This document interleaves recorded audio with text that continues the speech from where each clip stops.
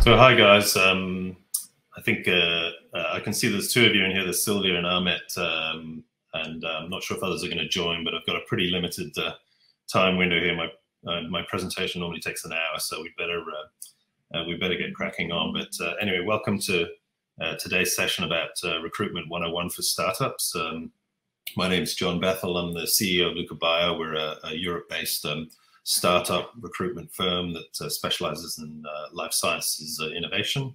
I'm also the director of a company in Australia called Wavelength International, which is a 21-year-old business that's been placing doctors now across Australia and the region for that amount of time. Also in EIT Health Mentor, so I help companies that are starting up to put their recruitment systems in place. I put together this presentation because in my journeys talking to founders, it was very clear that many startup founders really know very little about recruitment, and they often get it wrong or think that it's going to be an expensive exercise. And I wanted to sort of give a framework that allowed them to move forward with it without sort of concerns about the cost. So I put we're just going to sort of talk through some of the principles here. And as I say, it's going to be a briefer version of the longer one that I do, but just to sort of give you an indication of, hang on, I'm in the wrong, let's have a look. Got a screen share issue, hang on, am I in the right place? Right, okay, seems to be in the right place now, but I just want to talk initially, something that you probably all know intrinsically anyway, is what makes a successful startup. So the first thing that a startup needs is a concept, a product or a solution, service that is clearly of need in the marketplace. You obviously need a lot of money. That it varies from sector to sector. Certainly in life sciences where I work, they're very cash hungry. So startup founders need to become real experts in looking for money to fuel their research and their development. But also you need people. You need good people in your business. And this is, something that will be reiterated again and again by your advisors and investors, etc. Something that you probably know anyway. But the sort of curious thing about all of this is that whilst a lot of time and attention goes into development of the concept and fundraising, the people hiring aspect of things is often overlooked.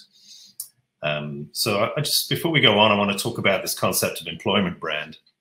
And I guess this can be summed up really by the question from a candidate's perspective is, why would I work for your company? And so generally speaking, there are three reasons why people would be interested in coming and working for you. First of all, they buy into your product. They think it's interesting. They think it's something they'd like to work on. They believe in it. Another one is some sort of sense of purpose. And again, in life sciences, most of the clients that I work with are clearly trying to address an unmet need in the marketplace that's medically based.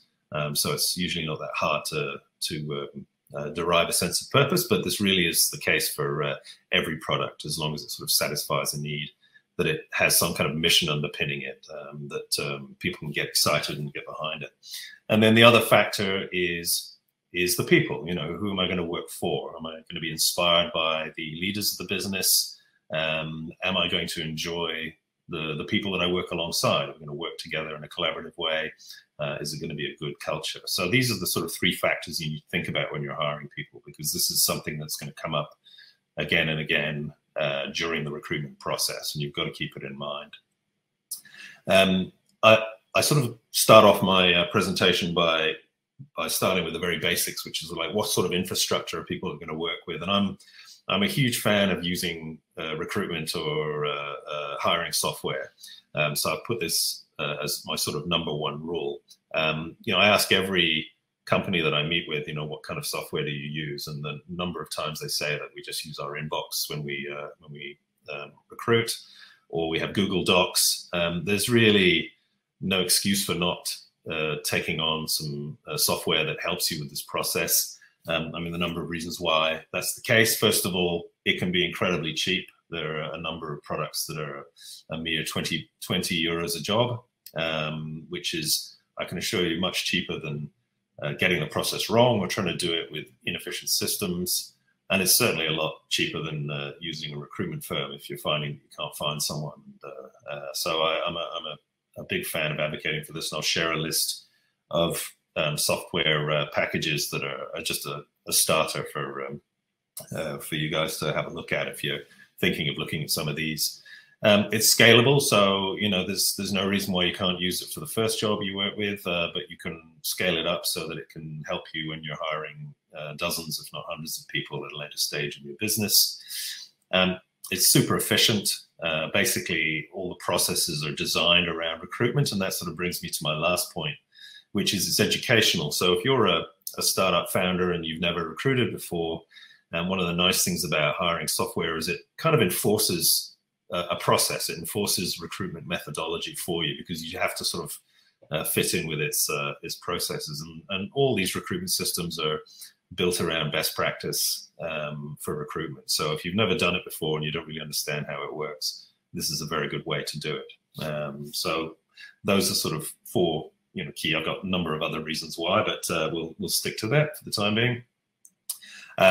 This is a page that I have been sort of building over time as clients or clients tell me about systems that they use and that they like, or other ones I discover on my journeys. I'm pretty agnostic. I don't recommend one over the other, but it's just nice to give people sort of a starting point. I kind of rule out ones that I've looked at and don't like, but these are some that all seem to do the job, basically. This is a PDF, by the way, that I can share with anyone that wants it afterwards. So if you're interested in getting a copy, just or take a screenshot now, so that we can you can have a look at these at a later stage and have a look at them. So now, one of the sort of points I like to make to people is that recruitment in and of itself is a project. It's a process. It's very labor and admin heavy, and therefore it really lends itself to being run in a structured way. And I'm not going to go through all these points individually in this conversation, but it just gives you a sense that there are a number of different planning points that you need to sort of go through. There's sort of an initial setting up, there's a promotion part, there's a selection part, verification, a bit that's often missed at your peril, I would suggest. And then there's a negotiation part. They all have their own rhythms and stages that need to be gone through. So again, this is another sort of framework that can be useful if you're quite new to recruitment. Every project needs a plan. A bit of an obvious statement, but in the terms of a recruitment project, really this can all be rolled up in a job specification or a job description. And the way I put this is really initially an internal document. It's the document that you and your colleagues need to sit down and discuss to determine exactly why you need this person, how they're going to fit into the organization, precisely what you expect them to do, what requirements you have of them. This should be a fairly, sort of lengthy and detailed document. It might seem like a lot of work to put it all together, but in reality, if you get this bit right, everything else flows quite nicely afterwards, because out of your job description comes your job ad and all your promotional material that you put out to the world.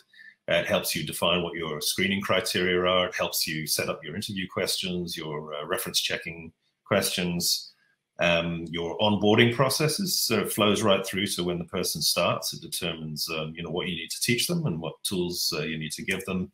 The KPIs, the performance management side of things. And in the unfortunate event that you need to part ways with your hard-won employee, the job description, if well written and well discussed up front with the candidate before they join, can really help make that process of letting them go a lot more objective and therefore quicker and less painful. Just want to touch on advertising as a concept. So, what is advertising? Well, one thing it's not is a job description.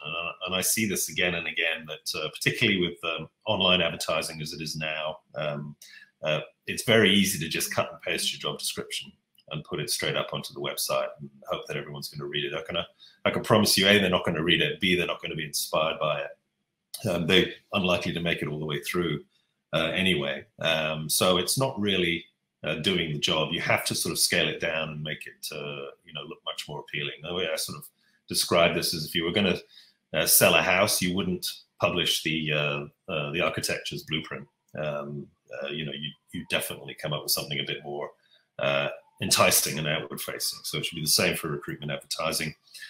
Just bear in mind, what is the main purpose of advertising? It's really to trigger an application. That's all it really needs to do. It needs to get someone interested and excited enough about your opportunity that they apply.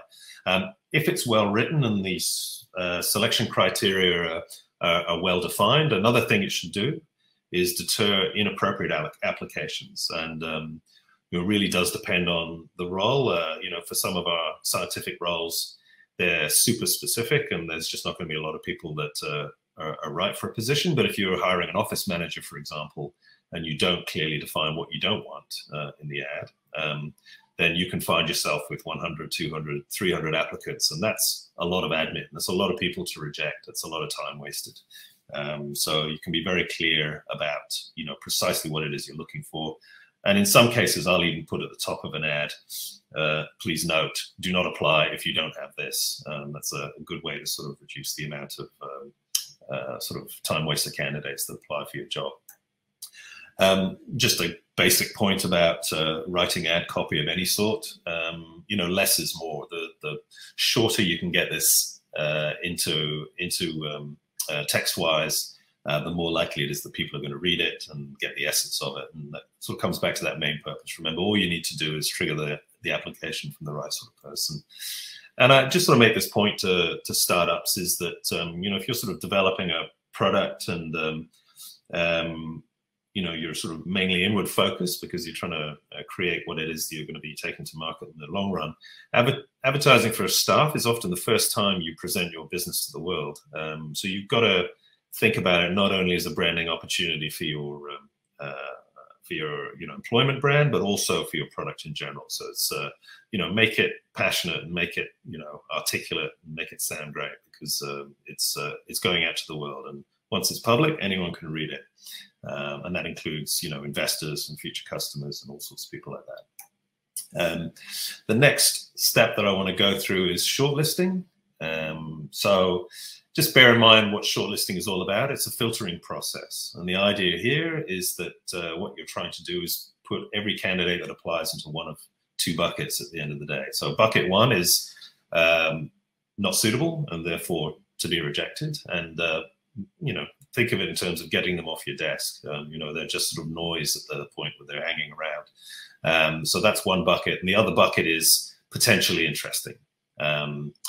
One of the good ways of cutting this through, particularly if your ad has not been tight enough and therefore you're getting lots of candidates that on the face of it don't look suitable, one thing you can do is send them all 2 or 3 knockout questions. Now, a knockout question is a sort of a question that really has a black and white answer. So, you know, the way I sort of describe it is, you know, in some of our scientific roles, they literally have to have you know, let's say it's a job for a doctor. You know, knockout question would be, do you have a medical degree? If you don't have a medical degree, you're not suitable for the job.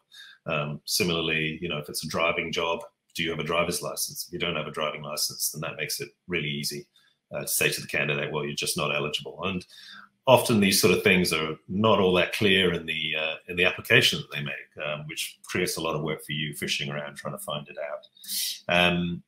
Once you've got it down to people that potentially look interesting, I'm a huge fan of the 5-minute phone interview before you ever go to a face-to-face or a Zoom call. And, you know, the whole point of the 5-minute phone interview is to further sift out people that are going to go into the not suitable bucket. And to be perfectly honest, the reality is that in most cases, when you get on the call, it's really a 1-minute phone interview in which you make up your mind, and the other 4 minutes are just politeness, saying goodbye and letting them go. So particularly if you've got a small team, you'll know very, very quickly whether someone sounds as though they're going to fit into your team or not, and that you're going to work well with them. So, so yeah, just set aside some time, book people in, only offer them 5 minutes. You can go over if you really like someone, but no obligation if you don't. So that can just really save you a lot of time in the long run. The sort of final point about shortlisting is, you know, anyone that's not suitable, and I'm going to come back to rejection as a concept at a later stage, but essentially what you want to do is is let them know they're not suitable in the nicest possible way, and move them off your desk and get them out of the way so you can focus on the people that are suitable. So interviewing, I see we've got 5 minutes left, so I better pick up the pace here a bit. So sort of standard thoughts are that an ideal candidate shortlist is about 3 to 5 candidates. Any less, if you only got 2 candidates, then you're starting to lose competitive tension between the candidates. If you get to negotiation phase, you've not really got the ability to benchmark them against each other.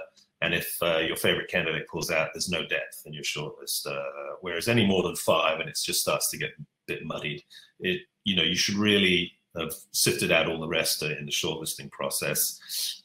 With regards to interviewing, my advice is be structured. And so often with novice recruiters or people recruiting for the first time, they don't have a set of questions in place, and that can lead to a 1-hour conversation that doesn't really elicit very much useful information. Similarly, you can find a situation where you're naturally inclined to prefer people that you'd normally get on well with, but that doesn't necessarily make them the best person for the job. So try and be structured and objective through the process. My advice is ask everyone the same questions in the same order. This is essentially a benchmarking exercise. I'd say look for past behaviors. The example I give in this is don't ask questions like, what is your leadership style? All you're going to get is a textbook answer. It tells you nothing about how this person has actually performed in a leadership role.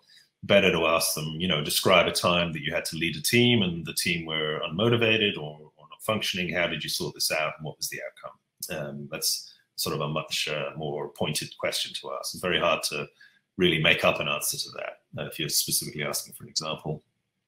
Always invite questions at the end. If no one asks any questions, then you've probably not got someone that's that excited about your job.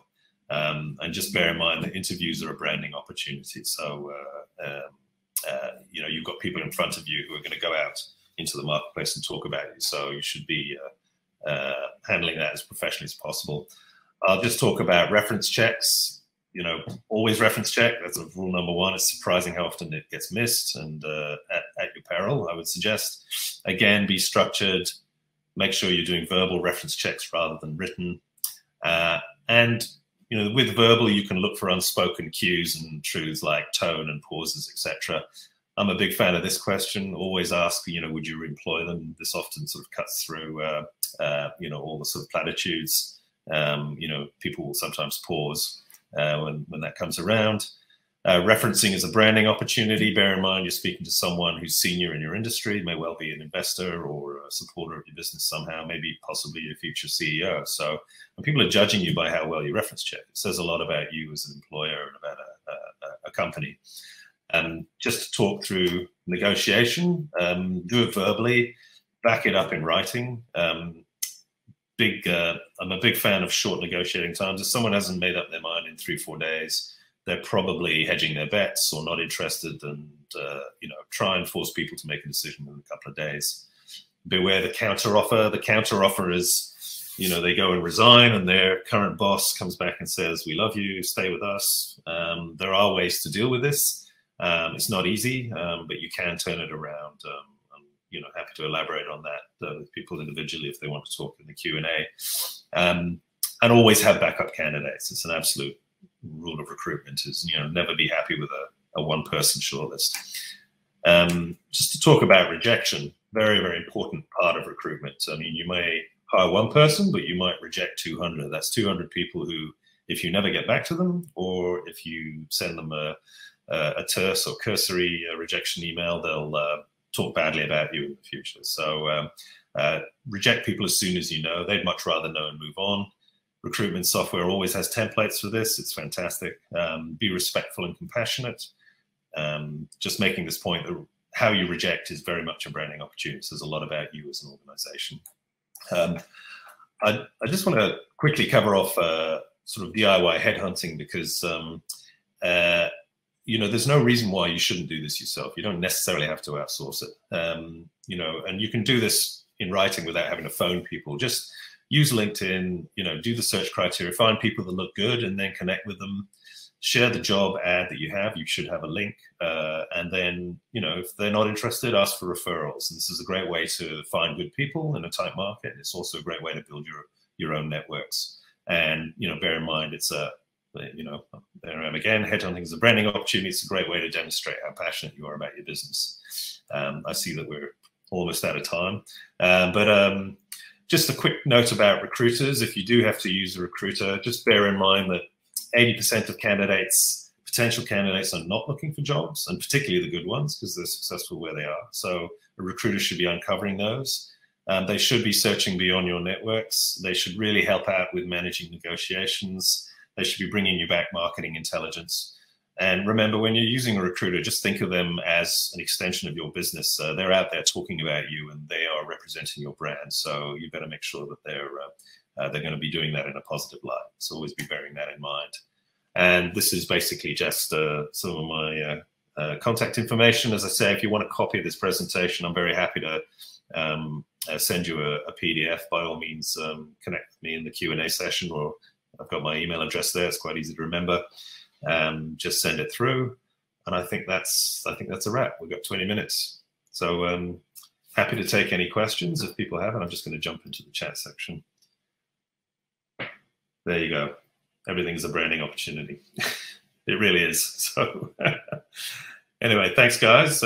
Thanks for listening in. That was a massive summary, you know, sort of a cut down version of my normal lecture, but we only had a few minutes. So thanks guys.